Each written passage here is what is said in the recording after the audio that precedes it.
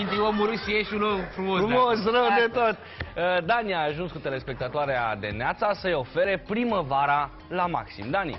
Da, Aurelia e cu mine și e gata să trecem împreună pragul studioului Mariei. Hai să vedem cine te așteaptă aici. E o armată de oameni pregătită pentru tine. Neața! Ne vedem din nou. Doamna Maria. Neața, Dani. Spune-ne ce îi facem. Oh, lasă-l pe Răzvan. Copici, Răzvan.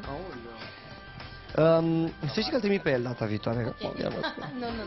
Nu. Să o luăm pe Aurelia, să o așezăm deja pe scaun și să-mi spui în două vorbe ce o să-i facem, unde o să-i umblăm, ce o să-i schimbăm, ce nu o să-i schimbăm. Cele care n-au intrat ieri virtual în camera mea, în studioul meu, bună dimineața doamnelor și domnișoarelor, astăzi în studioul Mariei Păuna, eu sunt Maria, se va întâmpla o transformare foarte drăguță și foarte frumoasă cu această scumpă domnișoară, doamnă. Prima dată o va prelua Cătălina, deci va trebui să te așezi pe scaunul alb. Ridică-te, da?